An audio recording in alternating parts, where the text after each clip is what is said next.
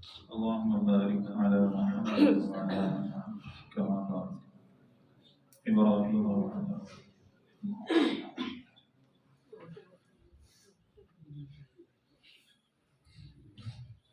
السلام عليكم ورحمة الله وبركاته. الحمد لله إن الحمد لله نحمده ونستعينه ونستغفره ونعوذ بالله من شرور أنفسنا ومن سيئات أعمالنا. من يهده الله فلا مضل له ومن يضلل فلا هادي له.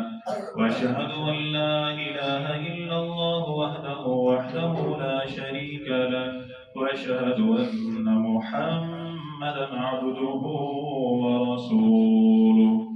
أما بعد فإن خير الحديث كتاب الله وخير الهدي هدي محمد صلى الله عليه وسلم وشر الأمور محدثاتها وكل محدثة بدعة وكل بدعة ضلالة وكل ضلالة في النار.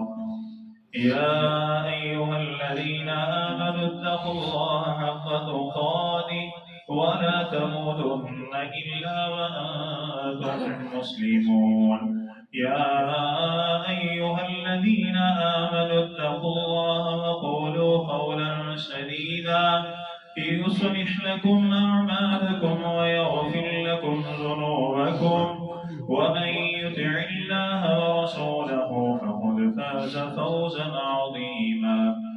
أما بعد فأعوذ بالله السميع العليم من الشيطان الرجيم من همزه ونفخه ونفثه.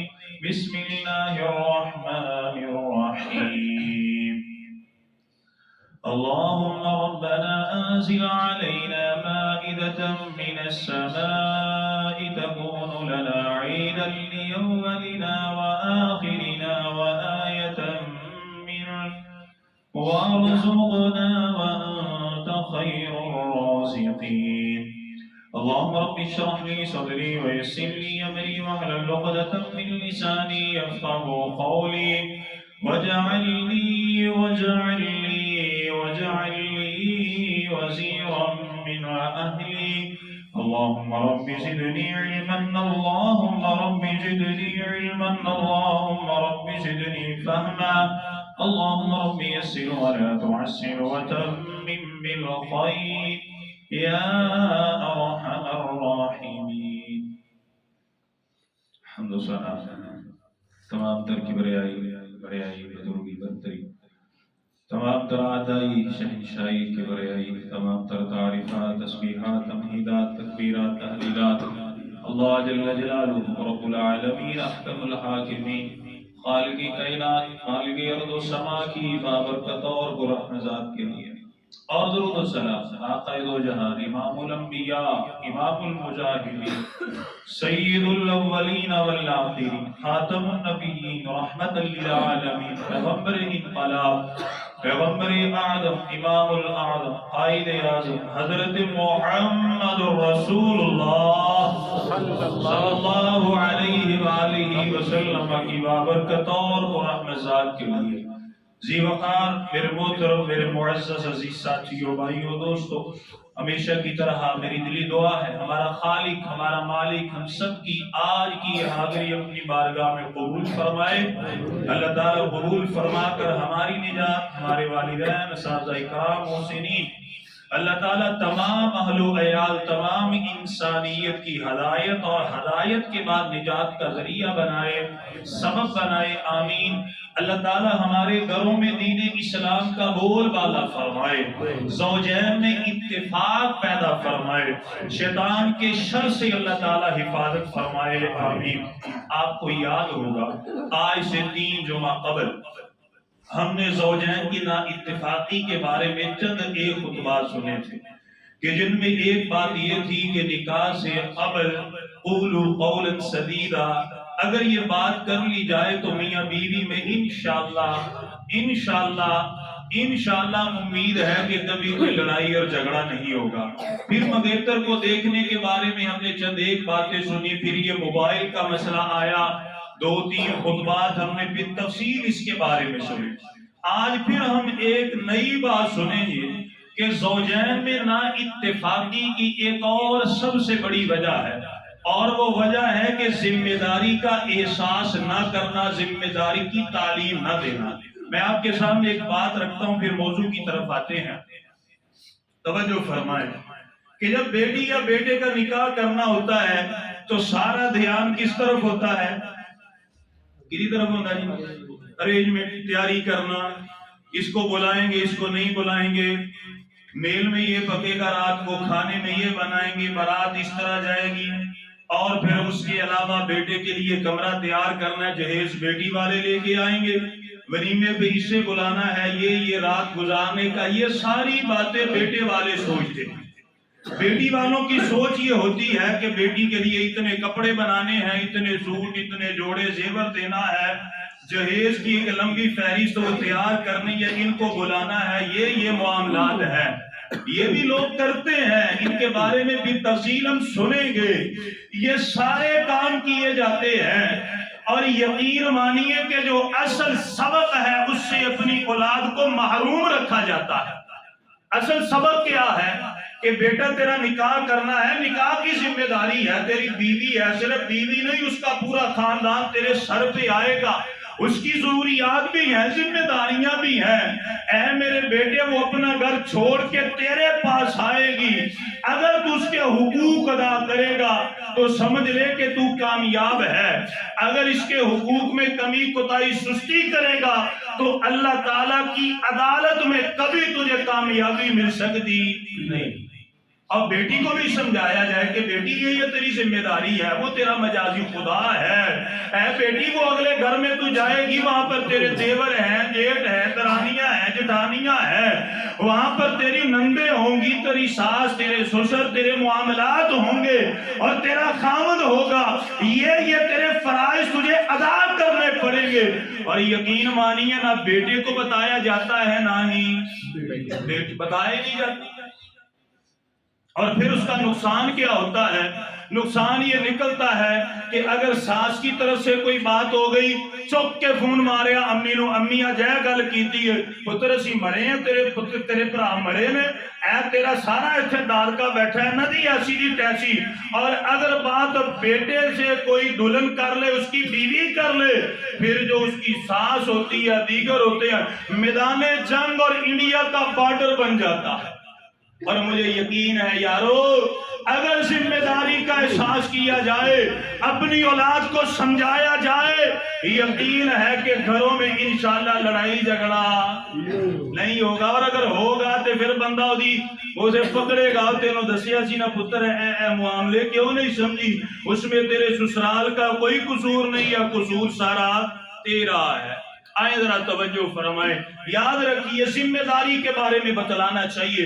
میں ایک خطبہ پڑھاؤں گا بیٹیوں کے لیے کہ بیٹیوں کی ذمہ داری انہیں بتائی جائے، اور پھر اس کے بعد ساس سسر کی خدمت اور دیگر چیزیں چلیں گی، اور پھر بیٹے کے بارے میں بات آئے گی. اللہ سبحانہ و تعالی جس نیک نیت سے میں باتیں ذکر کرنا چاہتا ہوں، اللہ اپنی بارگاہ میں قبول فرمائے. اللہ تعالی ہمیں دین کی سمجھ عطا فرمائے، آمین. ذمہ داری کا احساس دلایا جائے، بتلایا جائے. آئے قرآن کی صرف 2 آیات میں رکھتا ہوں. سورہ المائدہ ہے، آیت نمبر 114 ہے، 115 ہے. حضرت عیسیٰ علیہ السلام کے پاس ان کے حواری آئے، کہنے لگے عیسیٰ بن مریم علیہ السلام، آپ اللہ تعالیٰ سے دعا کیجئے کہ اللہ تعالیٰ آسمان سے ہمارے لیے مائدہ دسترخواں کو کھانے کی چیزیں اتارے. حضرت عیسیٰ علیہ السلام نے سمجھایا، کہنے لگے نہیں، دل کو مطمئن کرنا چاہتے ہیں، آپ پر ایمان بڑھے گا، یقین بڑھے گا. باتیں کی. حضرت عیسیٰ علیہ السلام نے اللہ تعالیٰ سے دعائیں کی، اللہم ربنا انزل علینا مائدۃ من السماء، اے میرے رب، اے میرے پروردگار عالم، ہمارے لیے آسمان سے کھانے کو نازل فرمائیے، یہ ہمارے لیے، ہمارے بعد میں آنے والوں کے لیے خوشی کا موقع بن جائے گا. وارزقنا، اور ہمیں پاکیزہ رزق عطا فرمائیے، آپ رزق عطا کرنے والے ہیں. رب العالمین نے دعا کو سنا اور اسی وقت کھانے کو نازل کیا. بولیں جی، اسی وقت نازل ہے. نہیں کیا۔ ہم نے دیکھا کہ بیٹا جو ہے اس کی عادات سے لگ رہا ہے کہ بھئی بیٹا شادی کی طلب رکھتا ہے، اب بیٹی جو ہے اپنی تعلیم مقرر کر چکی ہے، اب اس کی شادی کی عمر ایج اور درجے کو پہنچ چکی ہے، اپنی اولاد کو بٹھایا جائے، سمجھایا جائے۔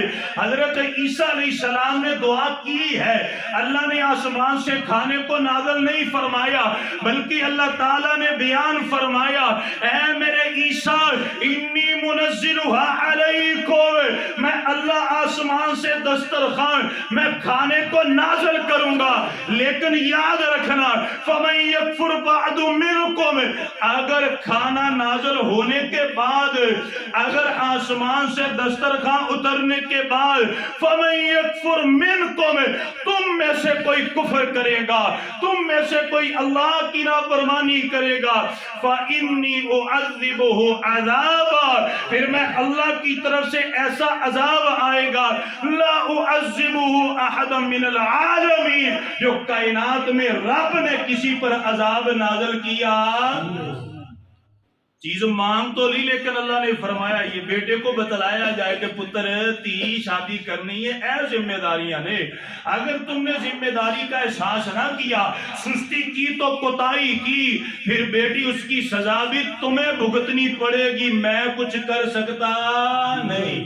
آئے ذرا توجہ فرمائے، بیٹی کی شادی کا موقع ہے، اپنی بیٹی کو بٹھایا جائے، اسے بتلایا جائے، بیٹی جب تو شادی کر کے جائے گی تیرے خاوند کا تیرے اوپر مقام ہے، اللہ نے درجہ عطا فرمایا ہے، یہ درجہ ہم نے نہیں دیا، یہ درجہ تم نے نہیں دیا، بلکہ اللہ تعالیٰ نے بیوی کے اوپر مقام اگر عطا فرمایا، اگر خاوند کو عطا فرمایا تو کس نے عطا فرمایا جی؟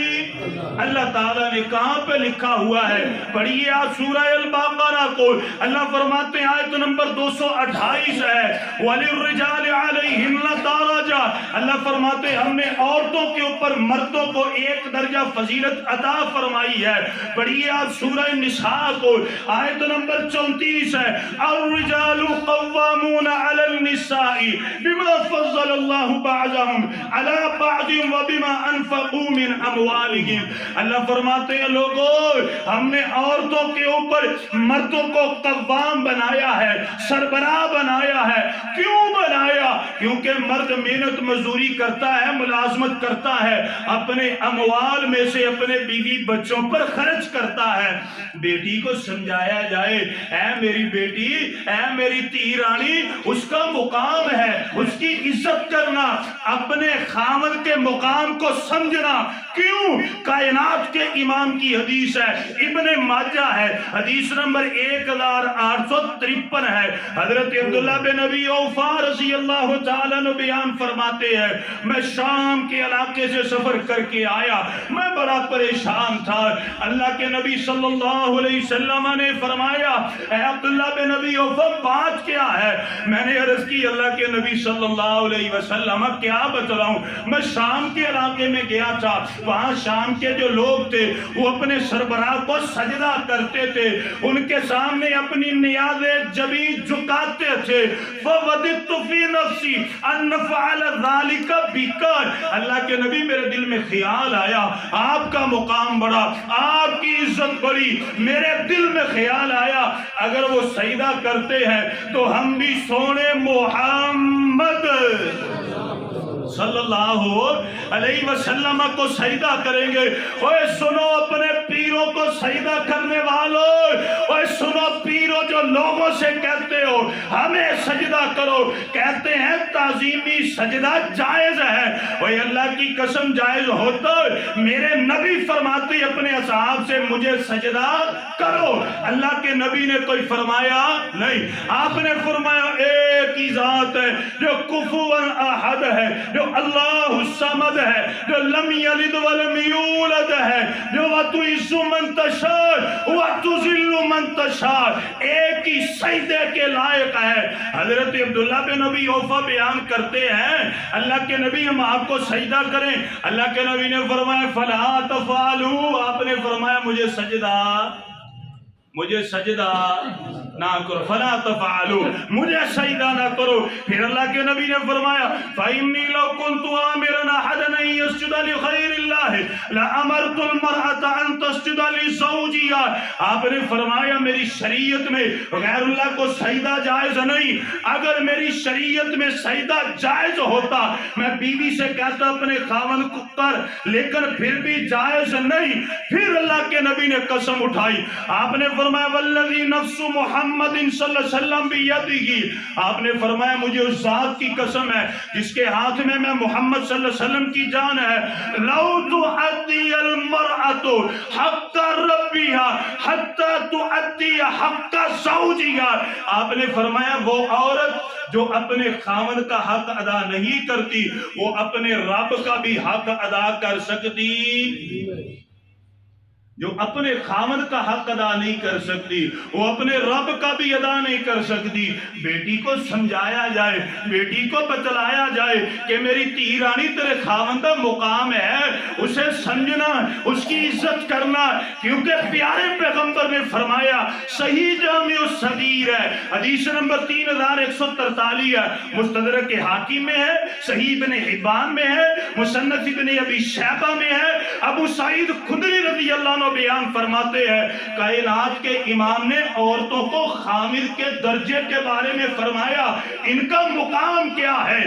آپ نے فرمایا لو کانت بھی قرحۃ، آپ نے فرمایا اگر خامر کے زخم آ جائے، اس زخم میں پیپ پڑ جائے، بدبودار پیپ پڑ جائے، لو کانت بھی قرحۃ، اگر خامر کے زخم آ گیا، پیپ پڑ گئی، فلحست ہاں ما اتت حق کہا، بیوی اپنی زبان سے چاڑ کے صاف بھی کر دے پھر بھی اس نے خاوند کا حق ادا کیا نہیں۔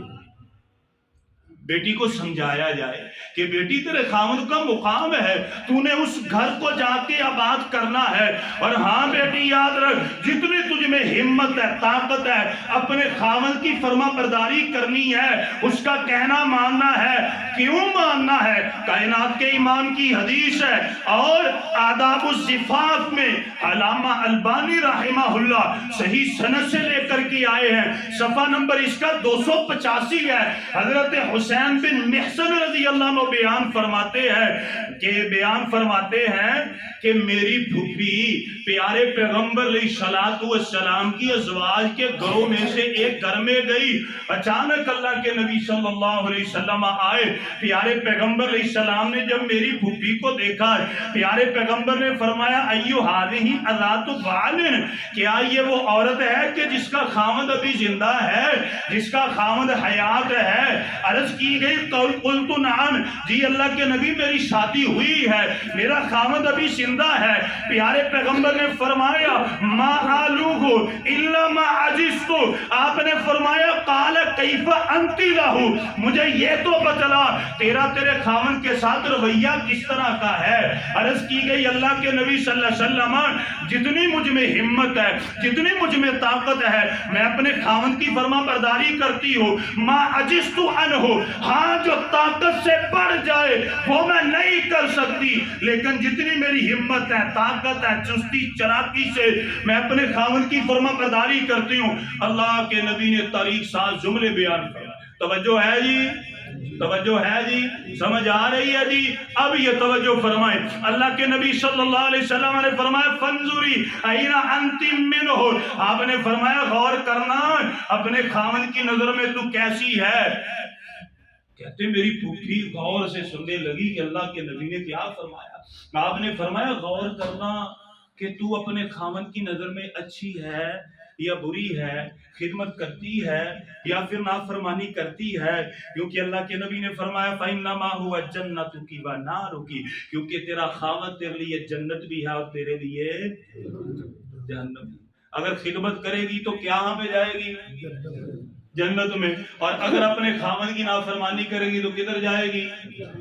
اللہ کے نبی نے فرمایا، حدیث کا حوالہ میں نے آپ کو بتلایا، اب ذرا توجہ فرمائے، پیارے پیغمبر علیہ السلام نے بیان فرمایا اللہ اکبر کبیرہ، یارو بیٹیوں کو سمجھایا جائے، بہنوں کو سمجھایا جائے کہ اے میری بہن، اے میری بیٹی، اپنے خاوند کی خدمت کرنا، لیکن کس حد تک؟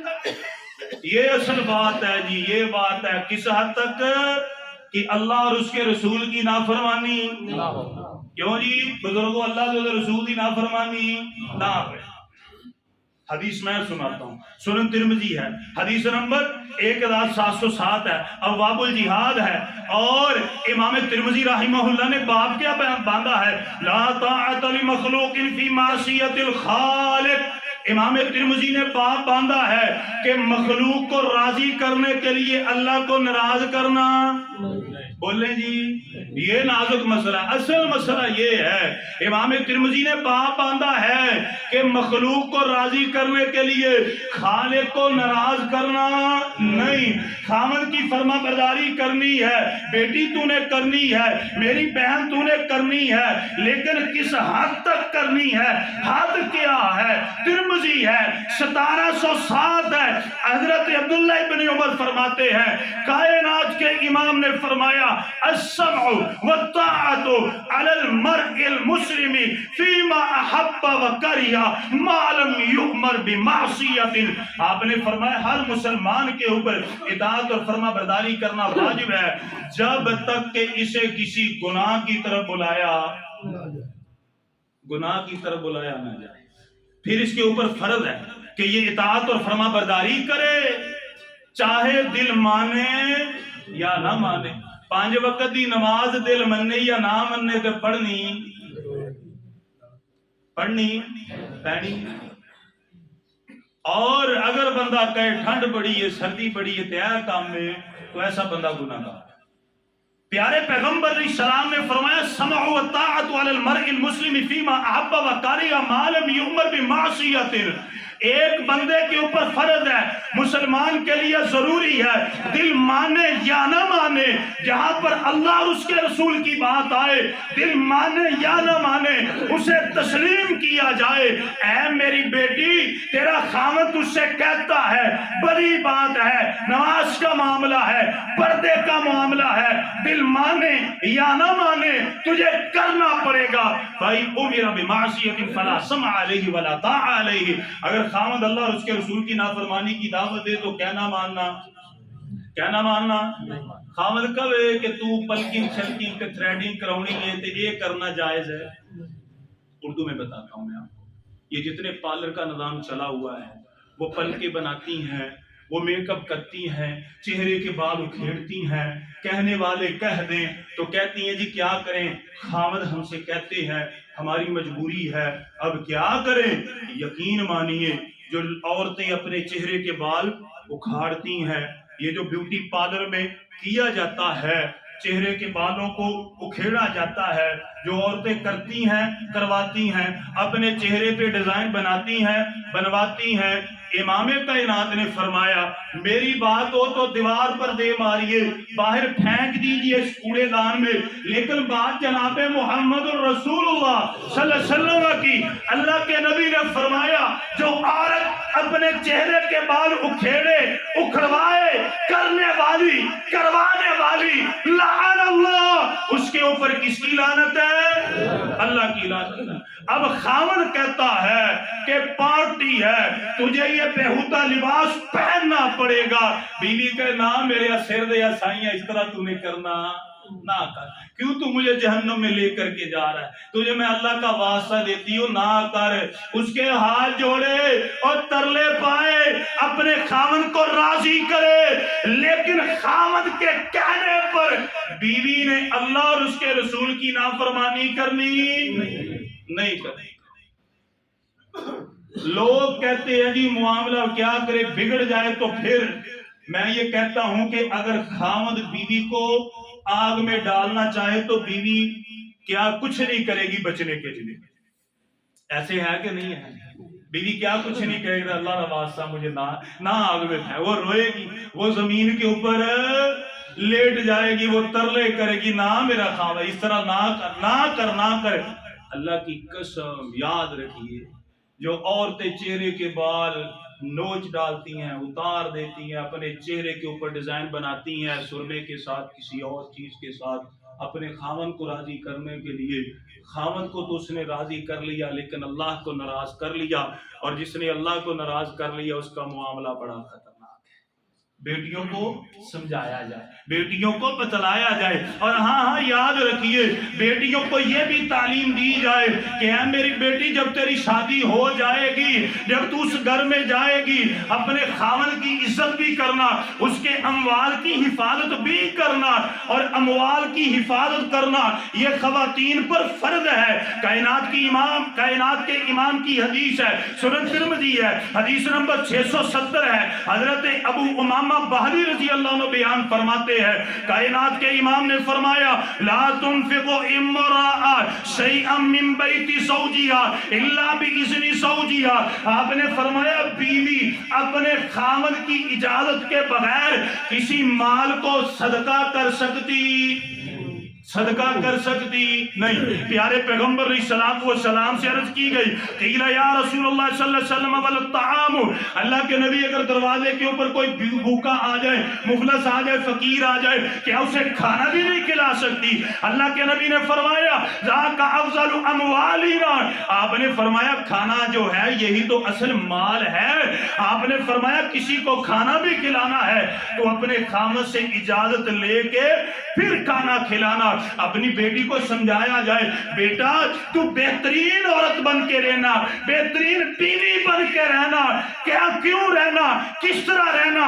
اللہ کے نبی کی حدیث ہے، صحیح ابن حبان ہے اور جامع الصغیر میں حدیث نمبر 673 ہے، سنن نسائی میں 3233 ہے۔ حضرت ابو ہریرہ بیان فرماتے ہیں کائنات کے امام سے سوال کیا گیا، قیل یا رسول اللہ، یہ حدیث توجہ سے سنیں، توجہ سے، قیل یا رسول اللہ صلی اللہ علیہ وسلم ای النساء خیر، اللہ کے نبی بتلائیے کون سی عورتیں بہتر ہیں، کون سی عورتیں بلی ہیں، اچھی ہیں؟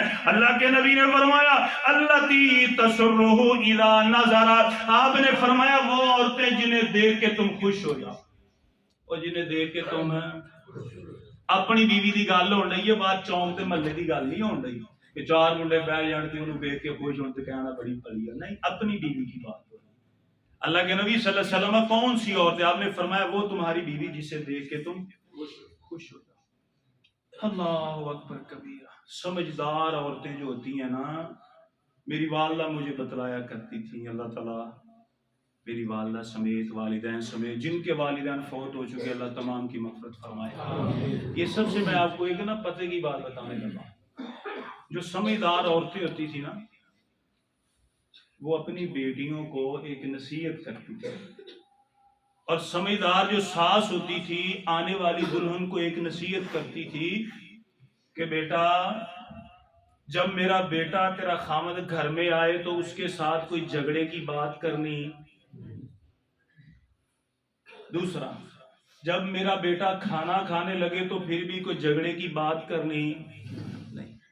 عموماً آپ نے گھروں میں دیکھا ہوگا خامد بازار سے تھکا ہوا آیا، 8 گھنٹے ڈیوٹی کر کے آیا، پہلی بات تو موبائل نے ماشاءاللہ مسئلے سارے ہی حل کر دیے، کوئی سکون نام کی چیز ہی کوئی نہیں ہے، ادھر کلرک نے پکڑا ہوا تیرا نام الٹا ہے، نقطہ اوپر ہے، ادھر یہ ہے، تو نے یہ کام کرنا تھا یہ کر دیا، فائل ادھر رکھنی تھی یہ کر دی، ابھی وہ اپنے پنگے میں پڑا ہوا ہے، راستے میں وارڈن والے نے روک لیا، ایک اس کی پریشانی، ایک وارڈن والے کی پریشانی، تیسری ڈیوٹی کی پریشانی، چوتھا بیوی کا فون آ گیا، آج تیری ماں نے مجھے یہ کہہ دیا، آج ہمسائی نے یہ کہہ دیا، اب یہ 8 گھنٹے ڈیوٹی اسی چکر میں گزری، اور جب گھر میں آیا تو بیوی نے ویلکم کرنے کی بجائے اپنے سر کے اوپر کپڑا لپیٹا ہوا، آ گیا اے کام ہو گیا ہی، آج اس طرح ہو گیا، وہ کہتا ہے چنگا سی کہ تو میں گھر بڑھدا ہی کوئی نہ۔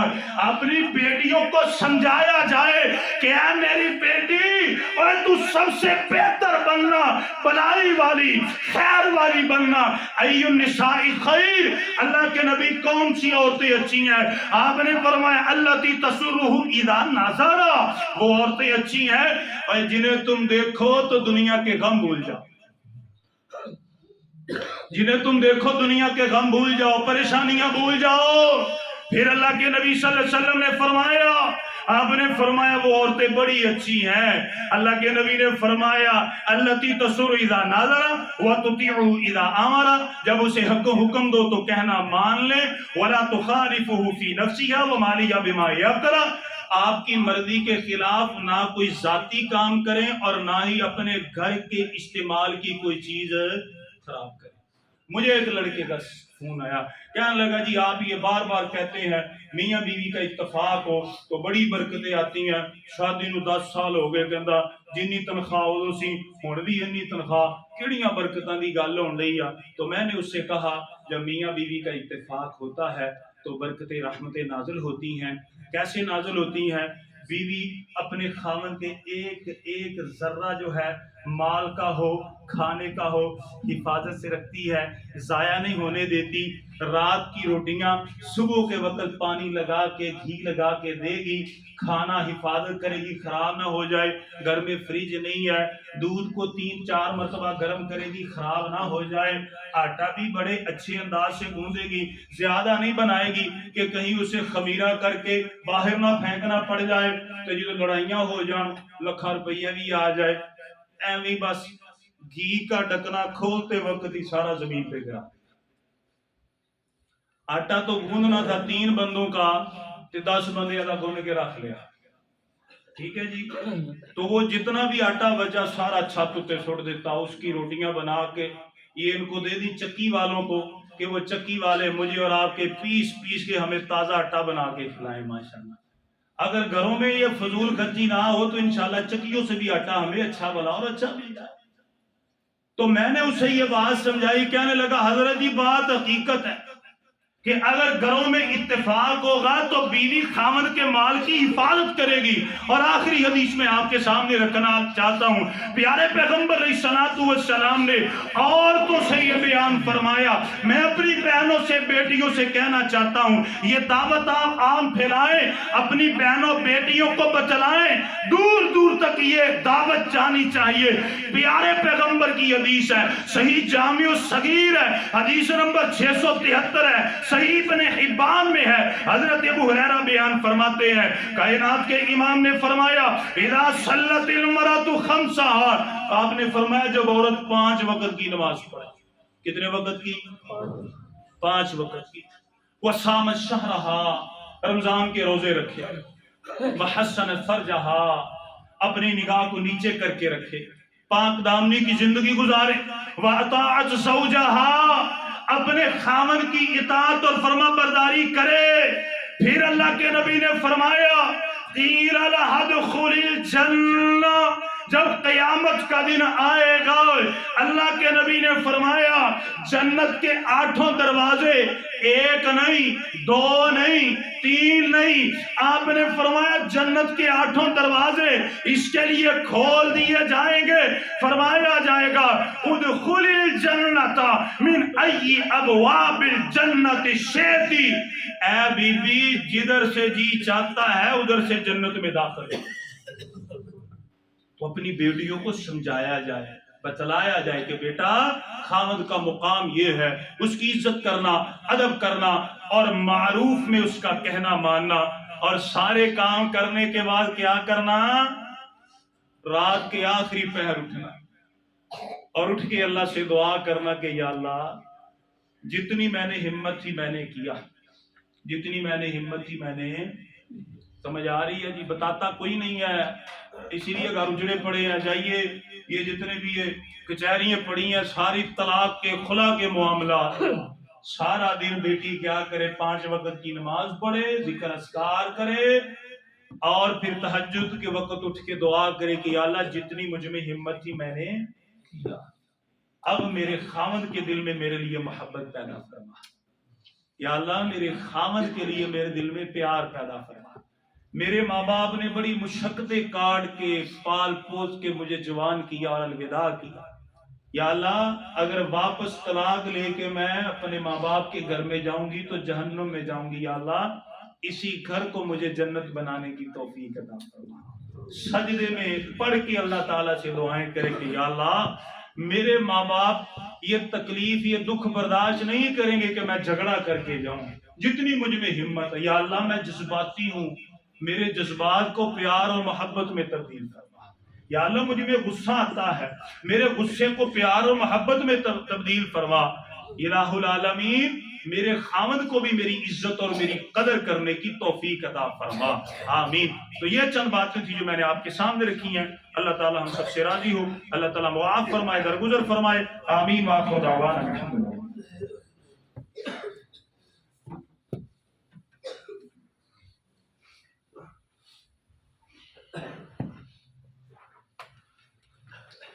الحمد لله رب العالمين الرحمن الرحيم مالك يوم الدين إياك نعبد وإياك نستعين إن الحمد لله نحمده ونستعينه ونستغفره ونعوذ بالله من شرور أنفسنا ومن سيئات أعمالنا۔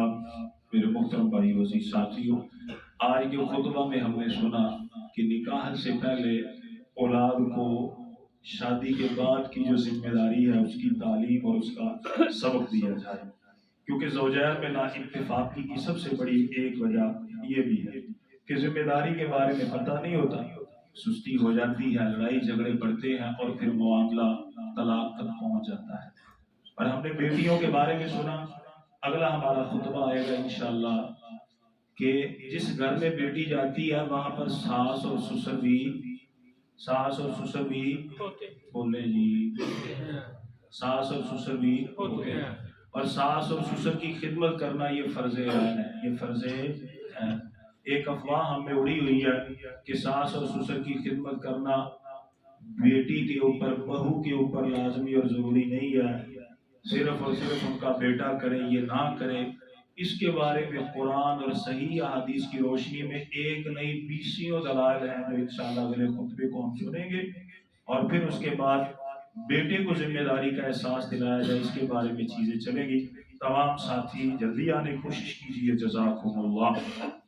دوسری بات یہ ہے کہ غزہ کے مظلوم مسلمانوں کے لیے اپنی دعائیں جاری رکھیں، ان کو ختم نہ ہونے دیں، اور یہود و نصارہ کے لیے بد دعائیں لگاتار جاری رکھیں۔ یہ کل کی بات ہے، ان خبیثوں نے ایمبولنس کے اوپر، مریضوں کے اوپر حملہ کیا، اور اللہ محفوظ فرمائے 300-400 کے قریب زخمیوں کو انہوں نے شہید کیا۔ کوئی ان میں رحم نہیں ہے، کوئی ان میں درد دل نہیں ہے۔ بندر، خنزیر اور کتوں سے زیادہ بدتر وہ لوگ ہیں، انہیں اپنی بد دعاؤں میں کبھی نہ بھولیں، انہیں اپنی بد دعاؤں میں کبھی نہ بھولیں۔ لعنت کرے ان کے اوپر، اللہم علیک بالیہود، ایسی دعائیں بد دعائیں ان کے لیے کرتے جائیں، اللہ تعالیٰ ان خبیثوں اور لعینوں کو تباہ و برباد فرمائے، نیست و نابود فرمائے۔ اللہ تعالیٰ ہمارے مظلوم مسلمانوں کی مدد فرمائے۔ یہاں سے آپ جیسے لوگ راشن بھیجتے ہیں، وہ خبیث راشن آگے جانے ہی نہیں دیتے۔